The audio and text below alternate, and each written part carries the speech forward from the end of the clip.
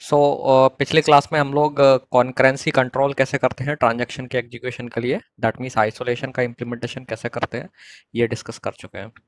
सो आज हम लोग डिस्कस करेंगे कि डेटाबेस में ट्रांजैक्शंस जब एग्जीक्यूट हो रहे हैं तो हम ड्यूरेबिलिटी प्रॉपर्टी जो है ट्रांजैक्शन की उसे कैसे इंश्योर करते हैं।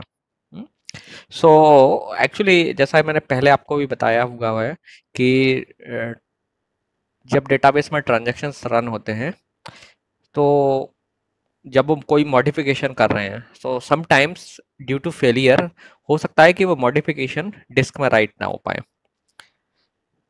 तो डेटाबेस में ट्रांजैक्शंस की जो ड्यूरेबिलिटी प्रॉपर्टी है उसे इंश्योर करने के लिए फिर हमें एक मॉड्यूल की एक ऐसे मॉड्यूल की ज़रूरत है जो कि डिटेक्ट करे कि कौन कौन से मॉडिफिकेशंस हो रहे हैं और उन मॉडिफिकेशन का रिकॉर्ड रखे।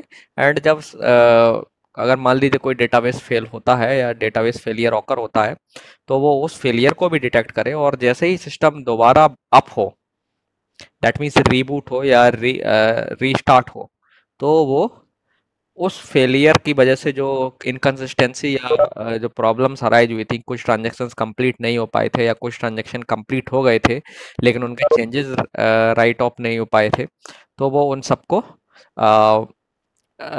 उन सब इशूज को हैंडल करे, टैकल करे। ऐसे मॉड्यूल को हम डेटाबेस में रिकवरी सिस्टम बोलते हैं। Every database have a recovery system.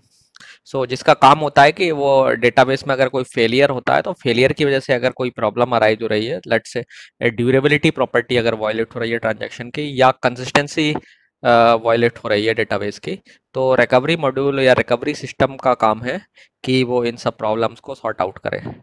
जितने भी डेटाबेसेस हैं सब में एक रिकवरी मॉड्यूल होता है जिसे जनरली हम रिकवरी मैनेजर बोलते हैं।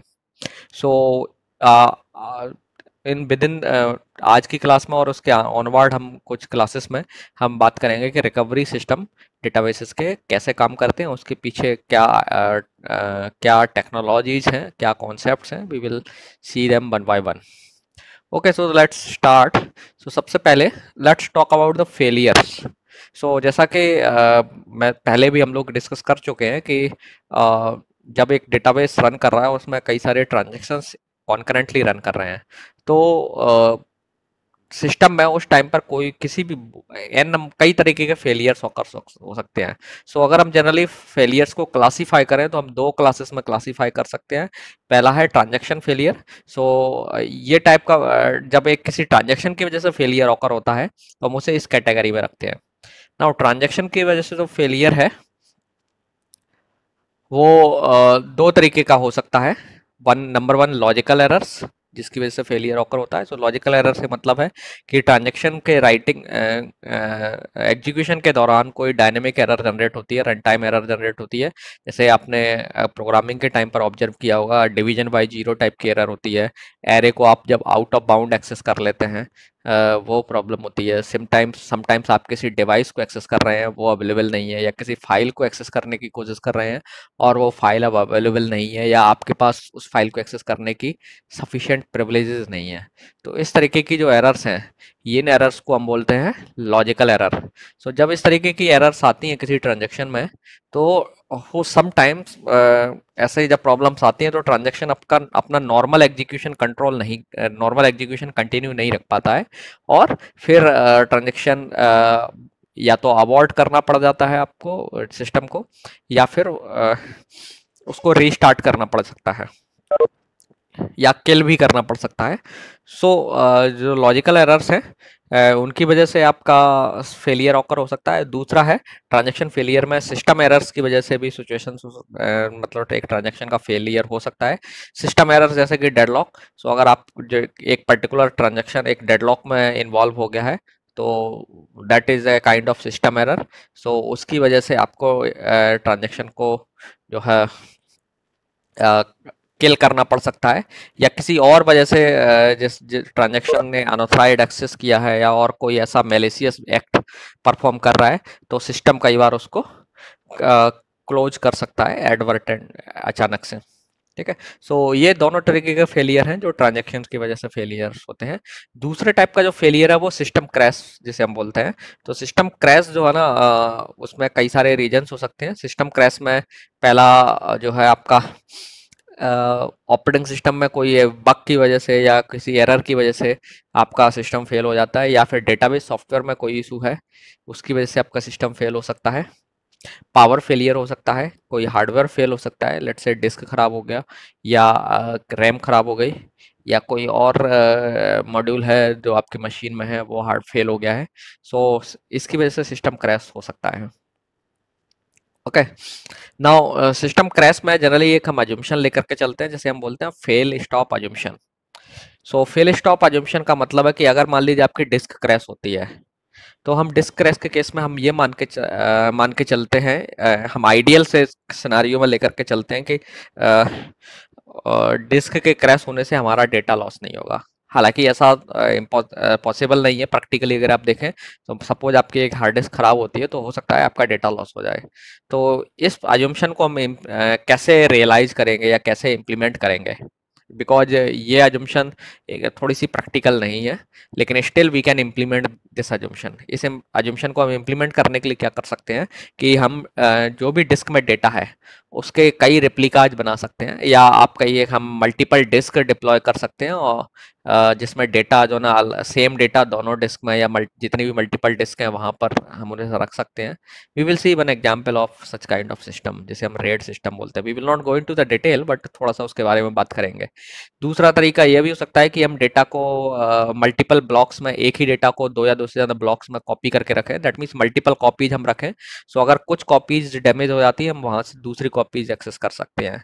और भी अल्टरनेट ऑप्शंस हैं, जैसे कि आप डेटा को दूसरी साइट्स पर कहीं पर रेप्लिकेट करके रख सकते हैं using some redundancy mechanism. Okay. So fail stop assumption में हम इस तरीके से हम इसे इम्प्लीमेंट कर सकते हैं कि हम डेटा की मल्टीपल कॉपीज वेराइटी ऑफ तरीके से मेंटेन कर सकते हैं। तो एक कॉपी में अगर कोई लॉस होता है एक कॉपी का, तो हम वहाँ दूसरी कॉपी से डेटा को रिकवर कर सकते हैं। Okay. So now so that means हम फेल स्टॉप अजम्पशन को प्रैक्टिकली अचीव कर सकते हैं।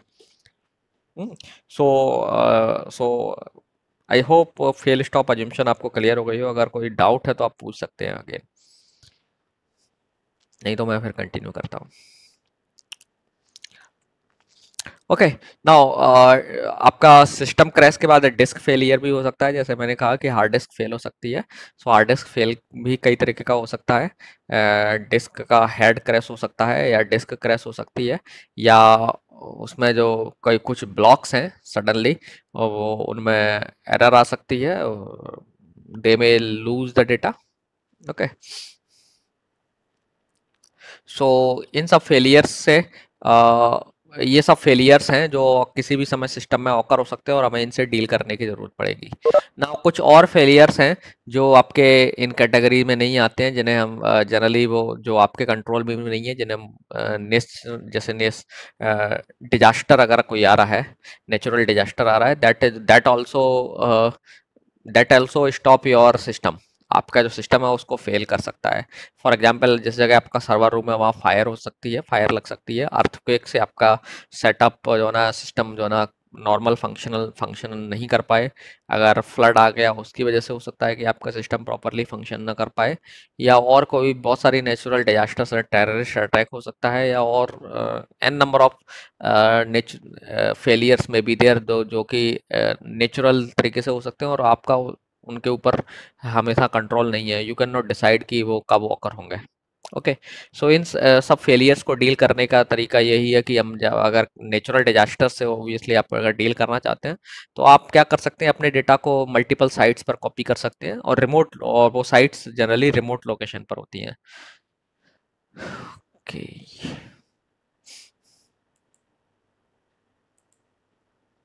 एक्सक्यूज मी, अननेसेसरी आ गया।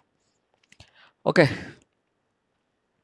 So now let's talk about recovery algorithms idea कैसे काम करेगी। हालांकि वी आर नॉट गोइंग, अभी हम रिकवरी एल्गोरिथम नहीं डिस्कस कर रहे हैं, we will discuss it later, but we'll just discuss the brief idea how recovery algorithm works. So now let's begin with an example.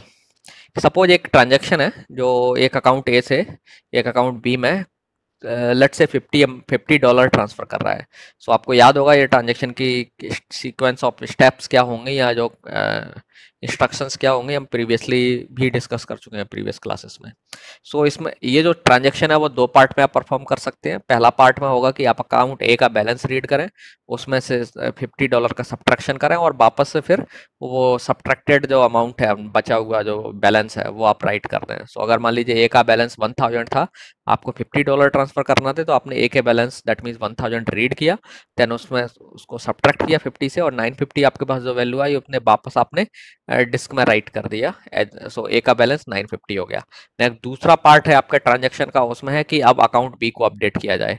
So account B को update करने के लिए पहले आपको अकाउंट बी का करंट बैलेंस जो है वो रीड करना पड़ेगा. फिर उस बैलेंस में 50 ऐड करेंगे मेमोरी में, रैम मेमोरी में, एंड देन जो आउटकम आएगा दैट मीन्स 50 प्लस जो प्री करंट बैलेंस था उसमें 50 जोड़ करके जो आउटकम आएगा आप उसे फिर बाद में डिस्क में लिखेंगे.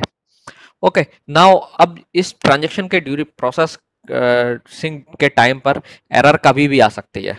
ओके, सो जैसे हो सकता है कि आपने केवल अकाउंट ए का बैलेंस रीड किया, आपने उसमें सब्ट्रैक्ट कर रहे थे लेकिन आपने राइट नहीं किया. तो राइट नहीं किया, सो दैट मीन्स अकाउंट ए का जो बैलेंस था वो उतना का उतना ही है और बी का भी बैलेंस जो था वो उतना का उतना ही है, और इसी टाइम पर फेलियर हो जाता है. दैट मीन्स राइट करने से पहले ट्रांजेक्शन फेल हो जाता है. तो ट्रांजेक्शन फेल, वो ट्रांजेक्शन खुद फेल हो सकता है या सिस्टम क्रैश हो सकता है, जिसकी वजह से नाउ डेटाबेस में चेंजेस नहीं हो पाए. तो इस केस में आप देखेंगे कि डेटाबेस में कोई भी इनकंसिस्टेंसी नहीं आएगी, है ना, कोई क्योंकि डेटाबेस में मॉडिफिकेशन नहीं हुए हैं. लेकिन सपोज करिए कि ट्रांजैक्शन राइट ए तक एग्जीक्यूट हो गया, दैट मीन्स अकाउंट ए का बैलेंस रीड किया आपने, उसमें 50 सब्ट्रैक्ट करके वापस डिस्क पर राइट कर दिया, और जैसे ही राइट किया, अब इसके बाद आप जैसे ही बी को मॉडिफाई करने वाले थे तो बी को मॉडिफाई नहीं किया, उससे पहले फेलियर हो गया. तो इस फेलियर के टाइम पर क्या होगा कि अकाउंट ए का बैलेंस तो सब्ट्रैक्ट हो गया, लेकिन जो सब्ट्रैक्ट होने के बाद जो अमाउंट है वो अमाउंट बी में जाना चाहिए था, लेकिन वो बी में राइट नहीं हुआ. सो इस पॉइंट ऑफ टाइम पर अगर सिस्टम फेलियर होता है तो क्या होगा कि जो डेटाबेस की कंसिस्टेंसी है वो वायलेट हो गई. क्यों? क्योंकि अकाउंट ए का बैलेंस अब लेट से 950 रह गया और अकाउंट बी में मान लीजिए करंट बैलेंस 2000 था तो वो 2000 ही रहा. सो ट्रांजैक्शन का स्टार्ट होने से पहले टोटल बैलेंस 3000 था, 1000 प्लस 2000. ओके, और $50 ट्रांसफर होने के बाद नया बैलेंस होना चाहिए था 950 और 2050. बट चूंकि अकाउंट ए से बैलेंस डिडक्ट हो गया लेकिन वो बी में ऐड नहीं हो पाया है, तो आप देखेंगे कि टोटल में $50 की कमी आ गई. So that means $50 has been lost. So ये एक इनकंसिस्टेंसी की प्रॉब्लम है. 1 मिनट. सो इस इनकंसिस्टेंसी को आपको अवॉइड करना होगा. यू हैव टू अवॉइड सम वे. सो ये काम रिकवरी एल्गोरिथम का होगा कि वो डिटेक्ट करे कि कौन सा ट्रांजैक्शन फेलियर के बाद, जैसे ही सिस्टम फेलियर के बाद अप होता है, वो पता करे कि जो है फेलियर ऑकर हुआ है और कौन सा ट्रांजैक्शन जो है इनकम्प्लीट रह गया था, और अगर उसने चेंजेस किए हैं कुछ भी तो डिसाइड करे कि इन चेंजेस को अंडू करना है या उनको परमानेंट करना है. सो ये एक मॉड्यूल जिसे हम जनरली रिकवरी मैनेजर बोलते हैं उसकी रिस्पॉन्सिबिलिटी होगी. ओके, ऐसी सिचुएशन से डील करने के लिए. सो आपकी जो रिकवरी एल्गोरिथम है उसमें दो पार्ट्स होंगे. पहले पार्ट में रिकवरी एल्गोरिथम क्या करेगी, एक तो दो तरीके के सिचुएशंस हैं आपके डेटाबेस सिस्टम में. एक है नॉर्मल ऑपरेशन, दूसरा failure, after failure. So normal operation है, नॉर्मल ऑपरेशन चल रहा है. So let me show you. So suppose आपका एक पॉइंट पर ऐसे ट्रांजैक्शंस एग्जीक्यूट हो रहे थे और इस पॉइंट ऑफ टाइम तक नॉर्मल एग्जीक्यूशन चल रहा था. ओके, सो जब नॉर्मल एग्जीक्यूशन है, सब कुछ नॉर्मल है, फेलियर नहीं हुआ है, ट्रांजैक्शंस आपके एग्जीक्यूट हो रहे हैं एक एक करके सारे ट्रांजैक्शंस, तो इस ड्यूरेशन में रिकवरी मैनेजर का क्या काम है. इस ड्यूरेशन में रिकवरी मैनेजर को एक्चुअली क्या करना है कि एनफ इंफॉर्मेशन मेंटेन करनी है जिसकी मदद से अब मान लीजिए इस पॉइंट ऑफ टाइम पर फेलियर होता है तो इस पॉइंट ऑफ टाइम पर रिकवरी मैनेजर एक्टिव हो जाए और फिर इस ड्यूरेशन में वो कुछ ऐसे टास्क परफॉर्म करे जिसकी मदद से डेटाबेस फिर से कंसिस्टेंट स्टेट में आ जाए। ओके, सो आपका जो रिकवरी मैनेजर है 2 फेसेस में काम कर रहा है। एक तो है नॉर्मल फेस जहां पर नॉर्मल ड्यूरेशन है, वहां पर वो क्या काम करेगा, दैट वी नीड टू सी। इसके बाद जब फेलियर हो जाता है तो फेलियर के बाद वो कैसे एक्शन परफॉर्म करेगा। ये दोनों चीजें हैं, 2 चीजों में आप रिकवरी जो मैनेजर है उसकी वर्किंग को डिफाइन करेंगे। ओके, सो सो 2 फेजेस में आपका, या ये कहिए 2 सिचुएशंस हो सकती हैं, 2 डिफरेंट सिनारियोज हो सकते हैं जहां पे आपके रिकवरी मैनेजर को अलग अलग तरीके से काम करना पड़ेगा। So let's talk about normal scenario में रिकवरी मैनेजर को क्या करना चाहिए, क्योंकि जो नॉर्मल सिनारियो है वही that function is very important.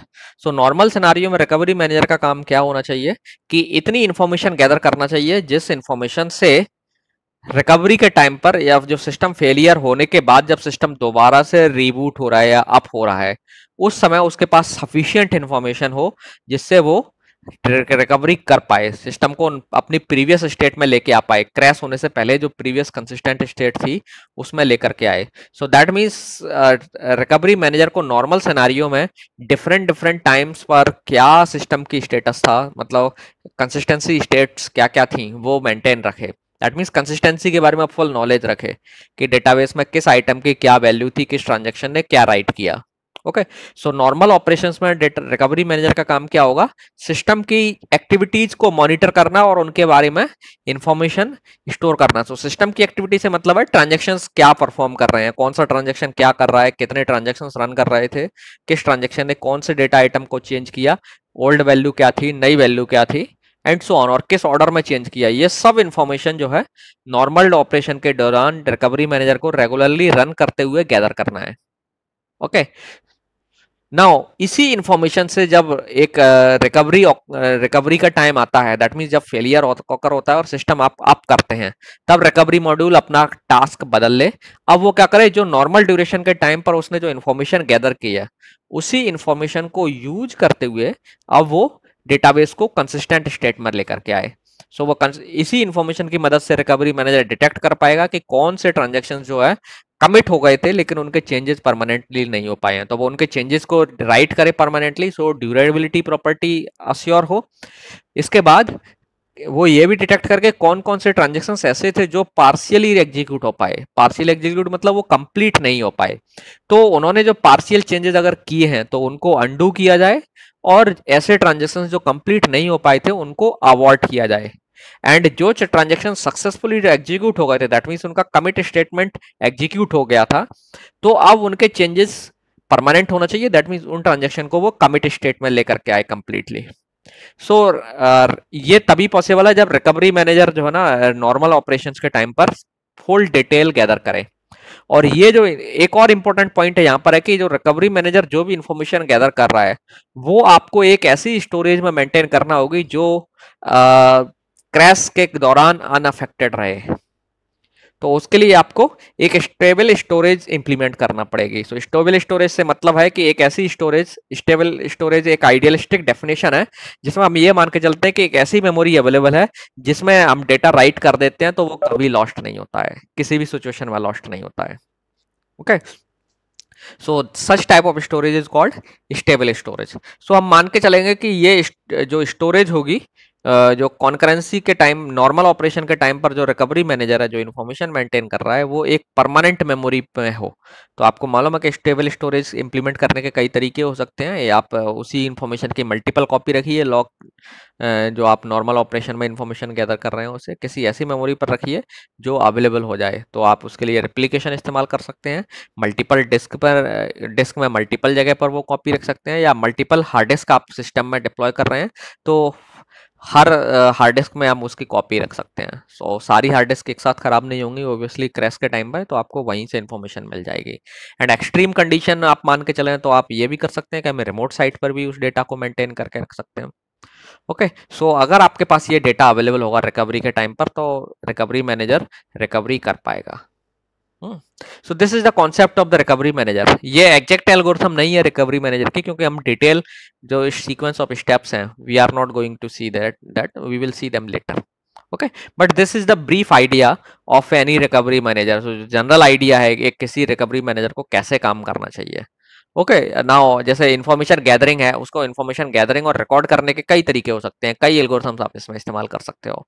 क्या इन्फॉर्मेशन गैदर करना है ये भी अलग अलग केसेस में अलग अलग हो सकती है, सो इसको आप अलग अलग तरीके से इंप्लीमेंट कर सकते हैं। सिमिलरली एक्शन क्या क्या लेना है रिकवरी के बाद, उसे भी आप कई एल्गोरिथम्स के या कई तरीके से परफॉर्म कर सकते हैं। So we are not talking about here exactly which recovery algorithm uh, how recovery algorithm works and which algorithm is used, but this is the general idea जो generally सारे recovery managers, जितने भी recovery manager के लिए आप algorithms identify करेंगे या develop करते हैं, वो इस आइडिया को जरूर इंप्लीमेंट करेंगे। Basic, this is the basic idea. आप इस आइडिया को कई तरीके से इंप्लीमेंट कर सकते हो। सो वो दैट विल डिपेंड ऑन के वो एल्गोरिथम पर डिपेंड करेगा कि इस आइडिया को कैसे इंप्लीमेंट किया गया है। Okay, so let's go ahead. So now let's talk about something about the storage. So storage के बारे में जब रिकवरी की बात आती है या सिस्टम क्रैश के टाइम पर सिस्टम क्रैश की जब बात आएगी तो हमें जो आपके पास मेमोरी अवेलेबल है उसकी जरूर थोड़ा सा बात करना पड़ेगी। So we need to discuss some basics before going to study any recovery recovery related algorithm. So storage structure में अगर आप पहले से जानते हैं कि किस टाइप की स्टोरेज है, सो आप देखें तो जनरली दो तरीके की स्टोरेज होती हैं जो अवेलेबल है nowadays. One is volatile storage. So volatile storage के बारे में सब लोग जानते हैं। एग्जांपल है RAM memory.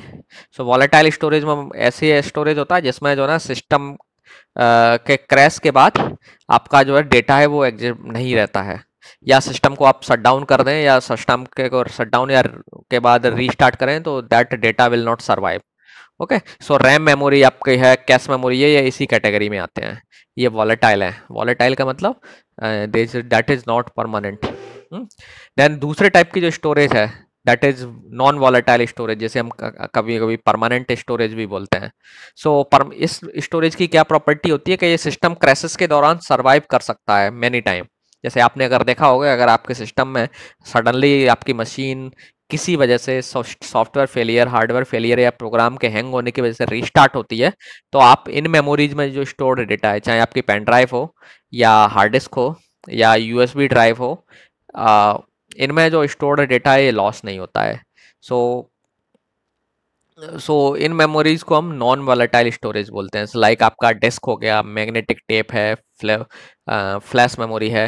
Then there are some varieties of non volatile RAM जिसमें बैटरी बैकअप है, क्योंकि रैम डेटा इसलिए लॉस्ट करती है क्योंकि उसके उसमें पावर अवेलेबल नहीं रहता है। जब पावर होता है तो वो इन्फॉर्मेशन मेंटेन रख पाती है। Similarly ROM memory, you can say ROM is also a non volatile memory. Okay, but जैसा कि मैंने आपको बताया कि देर आर चांसेस कि किसी किसी केसेस में प्रोबेबिलिटी हालांकि लो है, बट समटाइम्स ये मेमोरी भी करप्ट हो सकती है और इन पर जो स्टोर्ड डेटा है वो लॉस हो सकता है। जैसे अगर आप पेन ड्राइव की बात करें, अगर पेन ड्राइव खराब हो जाए then you can lose your data. Hard disk खराब हो सकती है, सो हार्ड डिस्क में खराब होने की वजह से हो सकता है कि आप जो डेटा है उसे ना रिकवर कर पाए। Okay, so still non volatile जो मेमोरी है वो आपकी कंप्लीटली नॉन वॉलेटाइल नहीं होती है।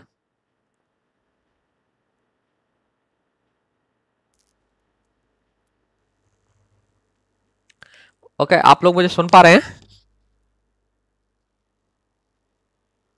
हेलो?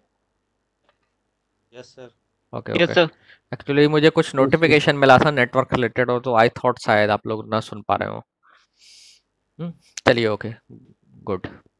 सो नाउ तीसरी टाइप की जो स्टोरेज है, जो जनरली जैसे मैंने कहा कि हाइपोथेटिकल स्टोरेज एक मिथिकल।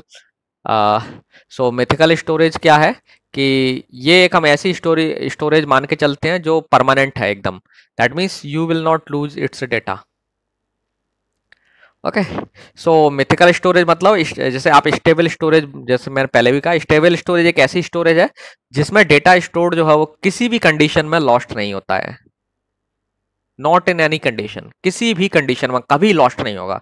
मतलब आपने एक बार डेटा उसमें सेव कर दिया तो कुछ भी हो जाए, it will not lost it data.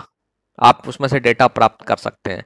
सो आप जानते हैं कि आपके पास तो यही दो ऐसी स्टोरेज हैं, इसके अलावा ऐसी कोई भी स्टोरेज नहीं है जो आपको किसी भी केस में ये गारंटी दे के कुछ भी हो जाए लेकिन डेटा लॉस नहीं होगा, चाहे फायर आ जाए, चाहे अर्थक्वेक आ जाए, चाहे सुनामी आ जाए, या और भी कोई नेचुरल डिजास्टर हो जाए, but this storage will not lose it data, its data. So ऐसा तो कोई पॉसिबल, ऐसी तो कोई मेमोरी स्टोरेज है नहीं है, नोबडी नोज सच मेमोरी स्टोरेज, है ना। सो इसलिए हम इसे मिथिकल फॉर्म ऑफ स्टोरेज बोलते हैं। हालांकि ये जो स्टोरेज फॉर्म है, हम इसे एग्जैक्टली इंप्लीमेंट तो नहीं कर सकते, but we can approximate this, mimic this storage. कैसे मिमिक कर सकते हैं? ओबियसली एक आप ये है कि एक ही सिस्टम में मल्टीपल डिस्क लगा सकते हैं, जैसे रेड सिस्टम हम जिसको बोलते हैं, RAID। सो रेड सिस्टम में क्या होता है कि मल्टीपल डिस्क होती हैं। सो एक डिस्क की मल्टीपल, आपने एक ही टाइप की मल्टीपल डिस्क लगा ली और हर डिस्क में सेम डेटा आप स्टोर कर रहे हैं। सो दैट मीन्स अगर एक रेड सिस्टम में 8 हार्ड डिस्क हैं, तो आपके पास 8 जगह एक ही मतलब same, all 8 hard disk will store the same data. सारी 8 हार्ड डिस्क में एक ही टाइप का डेटा होगा। So that means you will have 8 copies. So इस केस में क्या पॉसिबिलिटी होगी, अगर मान लीजिए किसी वजह से सिस्टम क्रैश होता है और कुछ होता है, तो कई सारे फेलियर्स में ऐसा पॉसिबिलिटी बनेगी कि आप किसी एक डिस्क में हो सकता है डेटा लॉस करें, बाकी में ना करें। जैसे एक डिस्क में हेड क्रैश हो गया डिस्क का, या उसमें जो डिस्क है वो ही ब्रेक हो गई समहाउ, जो क्योंकि वो रोटेट करती है, समय due to some manufacturing defect और किसी और वजह से वो डिस्क क्रैक हो गई, so you lose your data. लेकिन इस केस में क्या होगा, ऐसे ऐसे लॉस्ट हैं, आप लॉस हैं, इनको आप आसानी से इनसे रिकवर कर सकते हैं, क्योंकि आपको मालूम है कि 7 कॉपीज आर और देयर, एक ही डिस्क की 7 कॉपी और हैं आपके पास, तो आप उन 7 कॉपीज में से किसी एक से भी डेटा रिकवर कर सकते हैं। वर्स्ट केस ये हो सकता है कि 8 में से 7 फेल हो जाए, एक बच जाए, या और वर्स्ट केस हो सकता है कि एक साथ 8 फेल हो जाए, हालांकि इसकी प्रायोरिटी बहुत लो होगी। Okay, but still it is possible. Now ये इस केस में जैसे अब नेचुरल डिजास्टर है, उसमें ऐसे केसेस में हो सकता है कि पूरे 8 डिस्क का आप डेटा लॉस्ट, आपसे लॉस्ट हो जाए। नेचुरल डिजास्टर लाइक अर्थक्वेक आ गया, फ्लड आ गई, फायर हो गई, वाइल्ड फायर या किसी और टाइप के फायर हो गई, या आपका जो बिल्डिंग थी वो कोलैप्स हो गई। सो ऐसे केसेस में हो सकता है आपके पूरे 8 डिस्क जो थे रेड में, उन सबसे आपका डेटा लॉस्ट हो जाए। हाँ, तो आप इसको स्टेबल स्टोरेज को, ऐसी सिचुएशंस को आपको और डील करना है तो आप थोड़ा सा और आगे जा सकते हैं। आप क्या कर सकते हैं, डेटा का रेप्लिकेशन मल्टीपल साइट्स पर कर सकते हैं। सो जब आप मल्टीपल साइट्स पर डेटा करेंगे, सो हो सकता है कि आप जैसे अर्थक्वेक आएगा तो सारी दुनिया में तो नहीं आएगा, सो आप अलग अलग साइट्स में करेंगे, एक जगह कोई डैमेज होगा तो आप उसे दूसरी रिमोट साइट से रिकवर कर सकते हैं। सो रिमोट साइट एक कंट्री में फैली हुई हो सकती है, या आप मल्टीपल कंट्रीज, मतलब थ्रू आउट ग्लोब भी आप कर सकते हैं ये काम।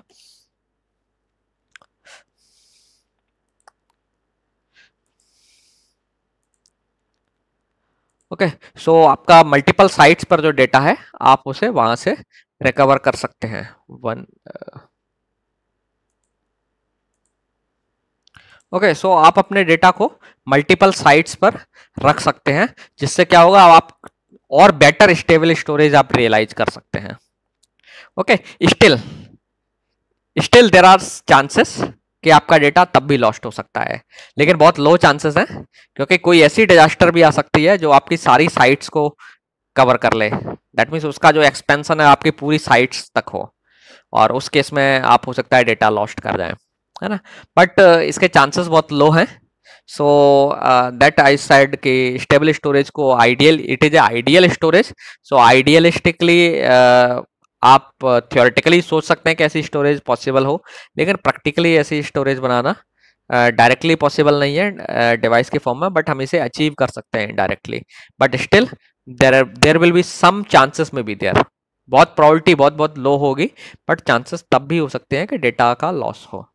ओके, सो ये जो सॉल्यूशंस हैं स्टेबल स्टोरेज के, ये हमेशा हम डिस्क में हार्ड डेटाज के डेटाबेसेस के साथ इस्तेमाल करते हैं। ओके, कोई क्वेश्चन?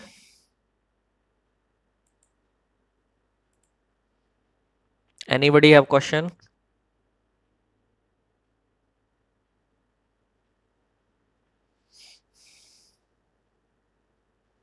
Okay, good. सो ये तो इशू था कि डिस्क फेल हो रही है या डिस्क फेलियर की वजह से डेटा लॉस हो रहा है। नाउ समटाइम्स एक और दूसरे तरीके का लॉस हो सकता है या और कुछ इश्यूज आ सकते हैं जिनको भी आपको टैकल करने की जरूरत है।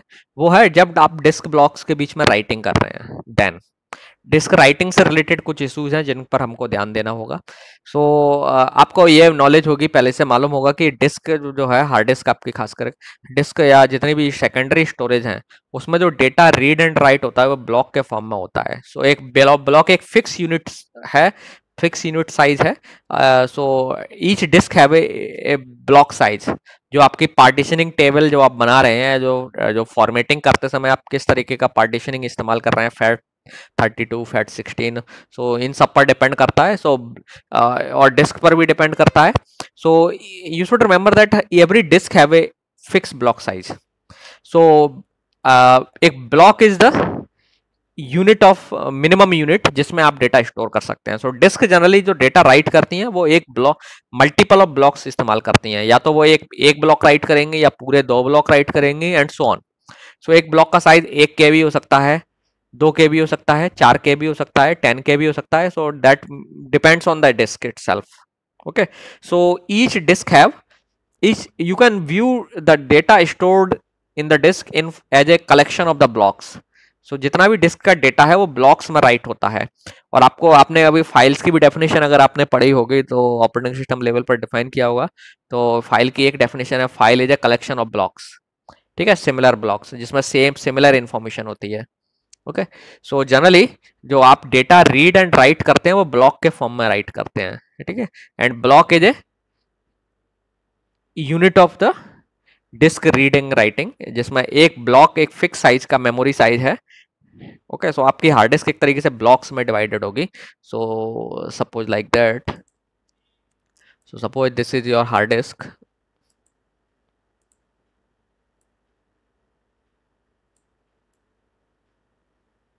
Sorry, let me draw again like that. ये सो आपकी डिस्क जो है इस तरीके से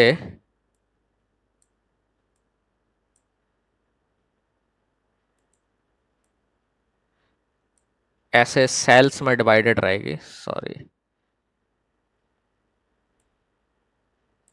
सो ये इस तरीके के जो सेल्स हैं बीच में, ये जो रेक्टेंगल दिख रहा है, ये cell such this is called block. So आपका जो पूरा डिस्क है वो ब्लॉक के कलेक्शन के फॉर्म में डेटा को ऑर्गेनाइज करके रखती है।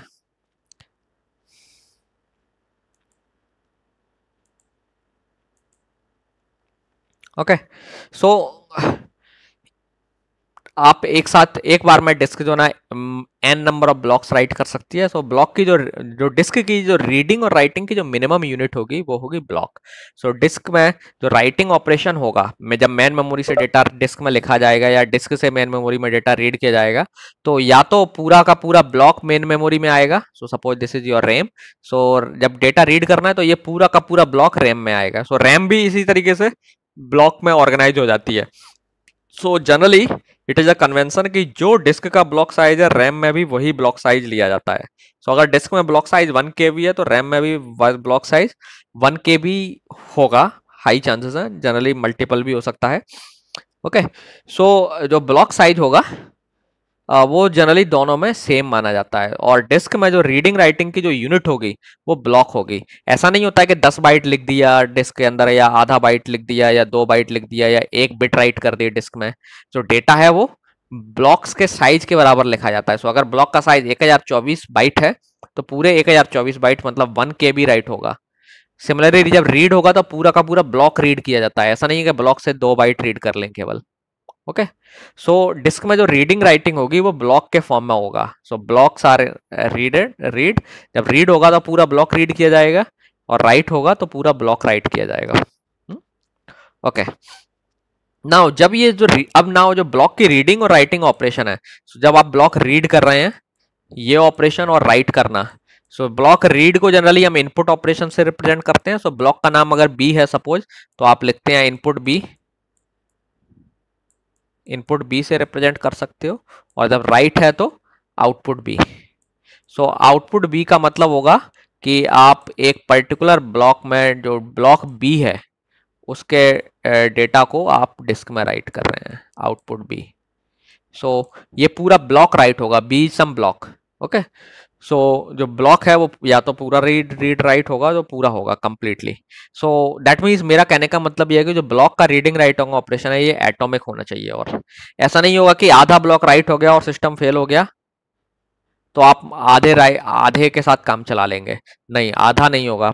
सो ये जो ऑपरेशन है एटॉमिक होना चाहिए, या तो पूरा ब्लॉक राइट होगा या बिल्कुल भी राइट नहीं होगा। ऐसा नहीं होगा एक ब्लॉक 1000 बाइट का है तो 400 बाइट राइट हो गए या 200 बाइट राइट हो गए और फेलियर हो गया तो वो 400 बाइट बचे रहेंगे। नो, जो ऑपरेशन है, जैसे एटोमिसिटी की प्रॉपर्टी थी ट्रांजैक्शन की, वैसे ही ब्लॉक के ऑपरेशंस एटॉमिक होते हैं। और जनरली सारी डिस्क इस चीज को इंश्योर करके देती हैं कि डिस्क में जो राइटिंग ऑपरेशंस होंगे वो एटॉमिक होती हैं। ठीक है, we will not go into that detail कि डिस्क ब्लॉक के राइटिंग को एटॉमिक कैसे बनाती है, लेकिन आपको यहाँ ये आसाम सेफली अज्यूम कर सकते हैं कि डिस्क में जो ब्लॉक राइटिंग है वो एटॉमिक ऑपरेशन होता है। दैट मीन्स अगर डिस्क में ब्लॉक राइटिंग शुरू हो गया है तो वो पूरा ब्लॉक राइट हो जाएगा, ये आपको मान के चलना है।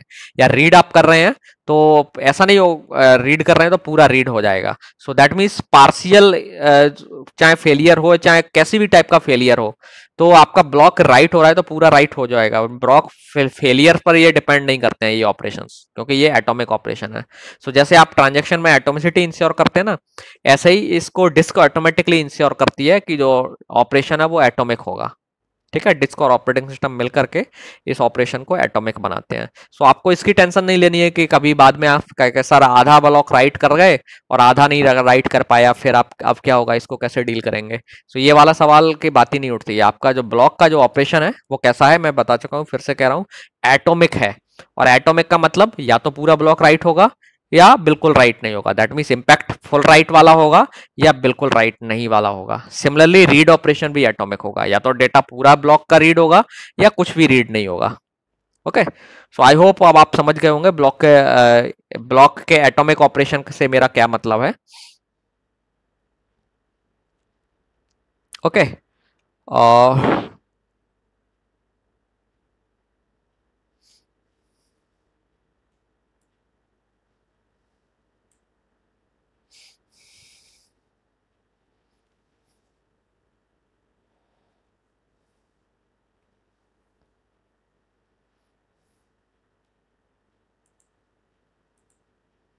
जैसे मैंने कहा कि आपको के ब्लॉक का जो रीडिंग राइटिंग ऑपरेशन है वो एटॉमिक होता है। नाउ जनरली जो ब्लॉक के रीडिंग राइटिंग ऑपरेशन में जनरली हम जब रिलायबिलिटी लेना चाहते हैं, रिलायबिलिटी को इंश्योर करना चाहते हैं, तो हम डिस्क के जो डेटा है उसे मल्टीपल ब्लॉक्स में कॉपी करके रखते हैं। ओके, जैसे मैंने कहा कि जनरली हम डिस्क को जो आपकी हार्ड डिस्क है, आपको मालूम है कि हार्ड डिस्क में डेटा लॉस होने के चांसेस हैं। सो जनरली डेटाबेस में हम रेड सिस्टम इस्तेमाल करते हैं, RAID system, are capital R capital A capital I capital D.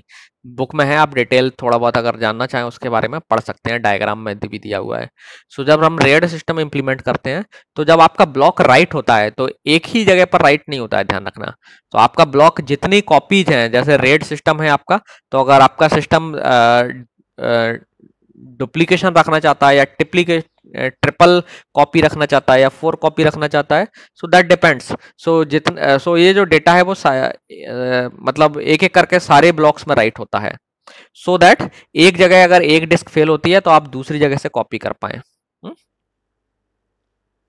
सो ये भी आपका सीक्वेंशियली होगा, पहले पहला ब्लॉक लिखा जाएगा, उसी की कॉपी फिर दूसरे ब्लॉक में लिखी जाएगी, तीसरे ब्लॉक में लिखी जाएगी। हाँ, रेड सिस्टम जनरली पैरेलल काम कर सकता है तो वो पैरेलली भी किया जा सकता है। ओके, और जब राइट हो जाता है तो आपको मालूम है कि सारे चेंजेस फिर परमानेंट हो ही जाते हैं। सो नाउ थोड़ा सा डिस्क के बारे में और हम फर्दर डिस्कस कर सकते हैं। जैसे आपने देखा होगा डिस्क में भी कई बार क्या होता है कि जो डेटा है वो हार्ड डिस्क में खास करके डेटा लॉस हो सकता है। जब आपने स्टोर करते हैं डेटा को तो वो फाइल धीरे धीरे करके डिके होता है एक्चुअली डेटा का। जैसे आपके डिस्क है वो मैग्नेटिक मेमोरी वाली डिस्क, मैग्नेटिक फॉर्म में डेटा स्टोर करती हैं। ओके, सो मैग्नेटिक जो मटेरियल है, आपके जो डिस्क है वो मैग्नेटिक मटेरियल होती है और मैग्नेटाइज के फॉर्म में वो इन्फॉर्मेशन को, बिट्स को स्टोर करके रखती है। सो कोई अगर एक कंपोनेंट है वो मैग्नेटाइज्ड है तो 1 है, नॉन मैग्नेटाइज है तो 0 है, something like that. Okay, so so that means जो मैग्नेटिक इफेक्ट है उसकी वजह से जो डिस्क में डेटा राइट होता है। सो या और भी किसी तरीके से डेटा राइट हो सकता है। स्टिल अगर चार्ज के फॉर्म में भी डेटा रखा जा सकता है, चार्ज से भी आप बाइट्स को रिप्रेजेंट कर सकते हो किसी डिवाइस में, लेकिन स्टिल ये चार्ज हो या चाहे मैग्नेटिक फील्ड हो, इनमें डिके होता है टाइम के साथ। तो समटाइम्स क्या हो सकता है कि आपके डिस्क की कुछ बिट्स लॉस्ट हो सकती हैं और वो करप्ट होकर के चेंज हो सकती हैं। तो ऐसी प्रॉब्लम्स को से बचने के लिए जनरली आपकी जो डिस्क है, खास करके जो अगर हम हार्ड डिस्क की बात करें, तो ये आपके एरर करेक्टिंग कोड इस्तेमाल करते हैं। आपको याद होगा हमने पिछली क्लासेस में एरर करेक्टिंग और डिटेक्टिंग कोड के बारे में नेटवर्किंग के क्लासेस में बात की थी। ओके, हालांकि मैं हमने एरर करेक्शन कोड नहीं पढ़े थे, एरर डिटेक्शन कोड पढ़े थे। तो आप एरर डिटेक्शन एंड करेक्शन से फेमिलियर हैं उसके कॉन्सेप्ट से। अगर नहीं है then I will suggest you to revise those concepts. So disk में जितने भी हार्ड डिस्क नाउडेज जो आती हैं, वो एरर करेक्शन कोड्स इस्तेमाल करती हैं एक पर्टिकुलर सर्टेन लेवल तक। ओके, सो जैसा ही अगर आपकी कुछ बिट्स चेंज अगर होती भी हैं, तो वो एरर को रिक्रिएट कर लेते हैं। आपने कई बार ऑब्जर्व किया होगा, अगर आपने कोई वीडियो या मूवी डिस्क में बहुत टाइम तक स्टोर करके रखी हो, उसकी कॉपी अच्छी थी, लेकिन जहाँ आपने 1 साल बाद, 2 साल बाद या काफ़ी टाइम बाद उसे जब फिर से रन किया, तो हो सकता है कि आपको वो जो वीडियो की क्वालिटी है वो उसमें थोड़ा सा ग्लिचेज मिले। ठीक है, सो ऐसा इसलिए होता है कि जब आप डिस्क में डेटा स्टोर करते हैं तो जो बिट्स हैं उनमें डिके हो सकता है, तो उसकी वजह से कुछ डेटा लॉस्ट हो जाता है। हालांकि हार्ड डिस्क जितनी भी है वो एरर करेक्शन कोड इस्तेमाल करती हैं, सो कुछ बिट्स को वो ऑटोमेटिकली रिकवर कर लेती हैं, लेकिन जब बिट्स में एरर ज़्यादा आ जाती है तो वो रिकवर नहीं कर पाते हैं और आपको उसमें ग्लिचेस सुनाई देते हैं। ठीक है, ग्लिचेस दिखाई देते हैं। सो सच प्रॉब्लम्स में अराइज इनटू द डिस्क। सो इसके लिए जो आपकी डिस्क है वो एरर करेक्शन कोड्स इस्तेमाल करती हैं। ओके, सिमिलरली कभी कभी ये भी होता है कि जब आप डिस्क की मल्टीपल कॉपी रख रहे हैं, तो जैसे मैंने बताया इसी के आगे कि जब आप एक ही ब्लॉक की कॉपी मल्टीपल जगह मेंटेन कर रहे हैं, या सेम डेटा को आपने लेट से 4 ब्लॉक्स में रख रखा है। नाउ समटाइम्स क्या होता है, जब आप ब्लॉक रीड करते हैं, जनरली कन्वेंशन यही होती है कि आप उस डेटा को मल्टीपल ब्लॉक से रीड करके मैच कराते हैं क्या सेम डेटा है। क्योंकि अगर आप एक ही ब्लॉक से रीड कर लेंगे, सो लेट से आपने एक डेटा की let me use annotation, let say आपने एक डेटा को 4 ब्लॉक्स में राइट किया, ये रहा ब्लॉक 1, सेम डेटा है। ठीक है, ब्लॉक 2, ब्लॉक 3, और अज्यूम करिए ये अलग अलग डिस्क पर हैं। ओके, सो 4 कॉपीज हैं आपके पास, लेकिन जनरली आप कहेंगे कि अगर हमें कोई डेटा आइटम रीड करना है तो चारों से रीड ना करते किसी एक ब्लॉक से रीड कर लीजिए। सो ज्यादातर केस में तो ये होगा कि जो कि आपको मालूम है कि ब्लॉक में जो डेटा है डिस्क आसानी से लूज नहीं करती है, उसमें एरर्स नहीं आती हैं। ओके, सो जब आप ब्लॉक से डेटा रीड कर रहे हैं तो आपको करेक्ट डेटा मिलेगा। ओके, लेकिन एक ब्लॉक को रीड करने से आपको कैसे श्योरिटी मिलेगी कि जो आप डेटा रीड कर रहे हैं ब्लॉक से, ये वही है जो बहुत पहले लिखा गया था, इसमें कोई चेंजेस नहीं हुए, कोई बिट बदली नहीं है, एग्जैक्टली वही बिट है। लेट्स से जो डेटा था यहाँ 1010 पढ़ा आपने, सो आप कैसे श्योर होंगे कि ये डेटा 1010 ही था एक्चुअली में? कि ऐसा भी तो हो सकता है कि डेटा तो आपका 1011 था, लेकिन एरर की वजह से ये वाली 10 में कन्वर्ट हो गई। पॉसिबिलिटी है, क्वाइट पॉसिबल है ना? सो इसलिए जब हम डेटा से डिस्क से डेटा रीड करेंगे तो केवल एक ब्लॉक से ही रीड करके काम नहीं चलाते हैं।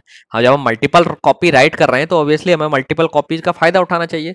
तो हम डेटा को रीड करेंगे, अगर डिस्क से रीड करके मेन मेमोरी में ले जाना है तो ऑब्वियसली केवल एक ब्लॉक को रीड नहीं करेंगे। वी कैन डिपेंडिंग ऑन आपकी क्या नीड है, सिस्टम की क्या नीड है, कॉन्फ़िगरेशन है, हम एक साथ हो सकता है दो दो कॉपी को रीड करेंगे और दोनों को मैच कराएंगे क्या सेम है क्या, है ना? अगर सेम है देन ओके, अगर सेम नहीं है दैट मीन्स किसी कॉपी में प्रॉब्लम है। तो फिर इसमें आप इसमें प्रॉब्लम के भी मल्टीपल सॉल्यूशंस निकाल सकते हैं। इसी काम को आप मल्टीपल तरीके से कर सकते हैं।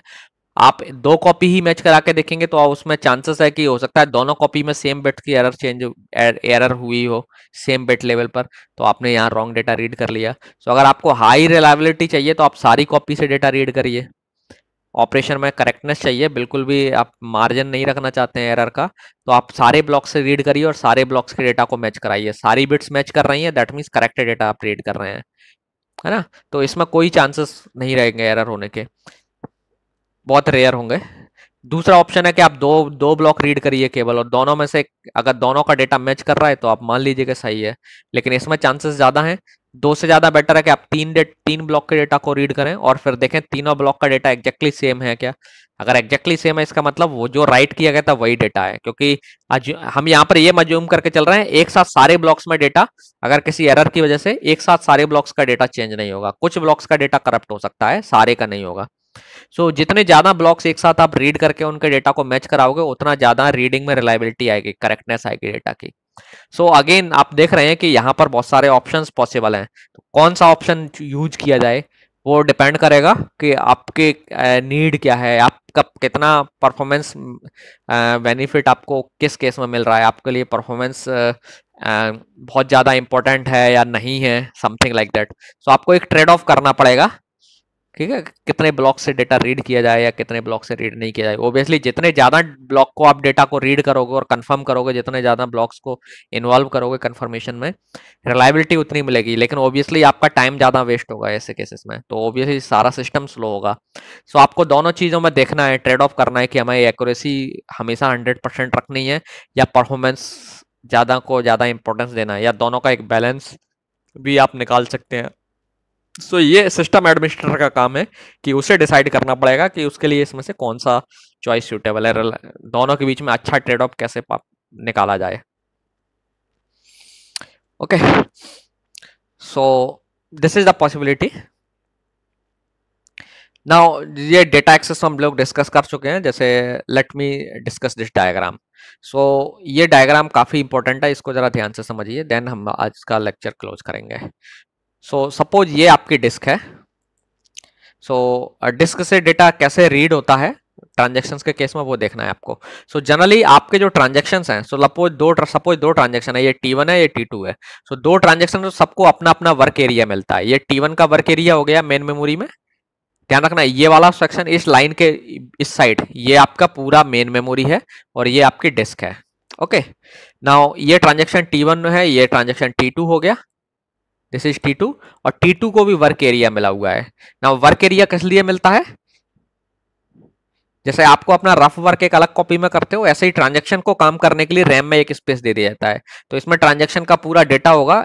सो हम यहाँ पर डेटा सेक्शन की बात कर रहे हैं, हालांकि जब ट्रांजैक्शंस को मेमोरी एलोकेशन होता है तो काफी और चीजें भी के लिए भी डेटा एलोकेट होगा, लेकिन अभी हम यहाँ केवल वेरिएबल्स की ही बात कर रहे हैं।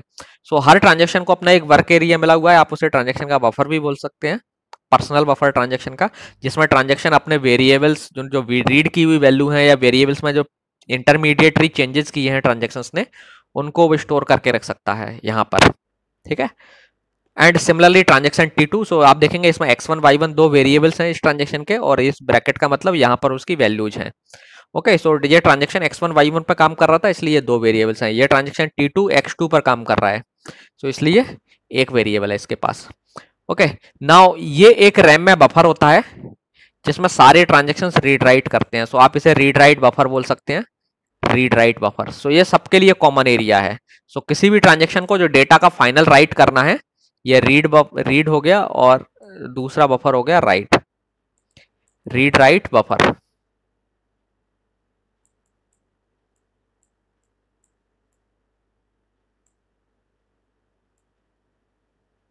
ओके, सो ये जो बफर है रीड राइट बफर है। सो जितने, जैसे मान लीजिए अब ट्रांजेक्शन ने क्या किया, रीड के, let's talk about first read. So transaction मान लीजिए T1 को A की वैल्यू x1 में कॉपी करनी है, रीड करके रखनी है, और B की वैल्यू y1 में रीड करनी है।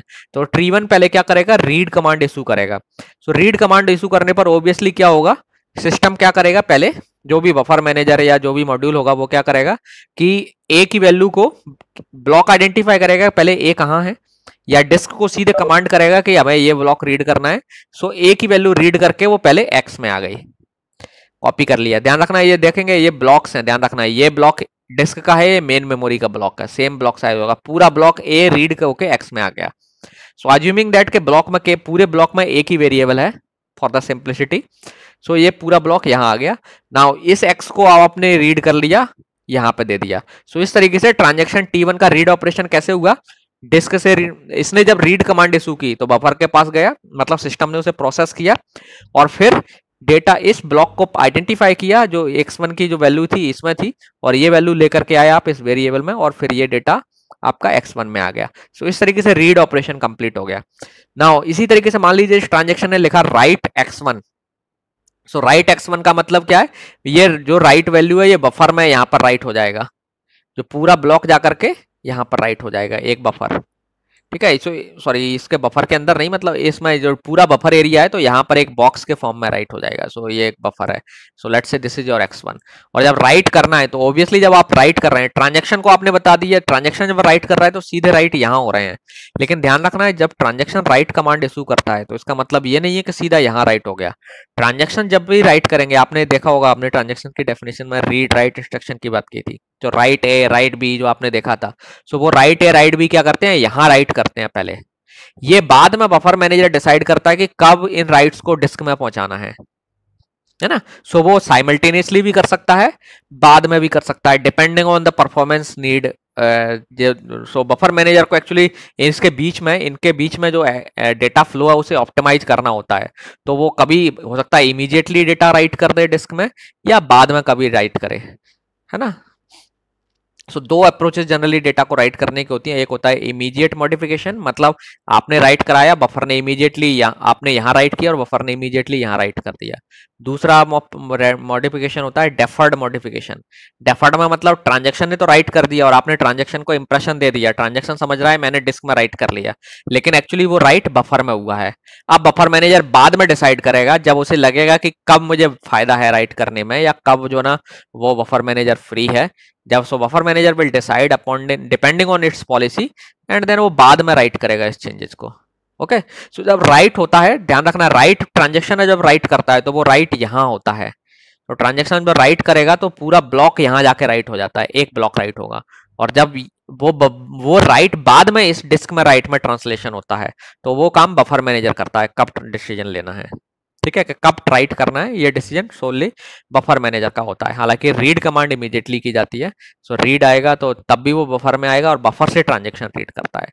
सो ट्रांजेक्शन का जो रीड राइट है ये बफर में होना है। ओके, कभी भी ट्रांजेक्शन सीधे डिस्क में राइट नहीं करते हैं, ये बात आपको हमेशा याद रखना है।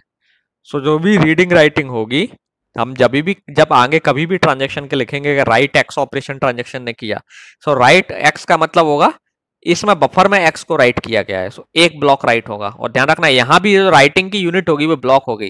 ट्रांजेक्शन जो कुछ भी राइट कराएगा वो एक पूरा का पूरा ब्लॉक राइट होगा, complete block. Okay, so I hope आपको अब कोई क्वेश्चन नहीं होगा। अगर आपका कोई क्वेश्चन है then you can ask, otherwise आज का I am done. Okay then I am going to close the meeting, see you tomorrow. Thank you sir. Thank you.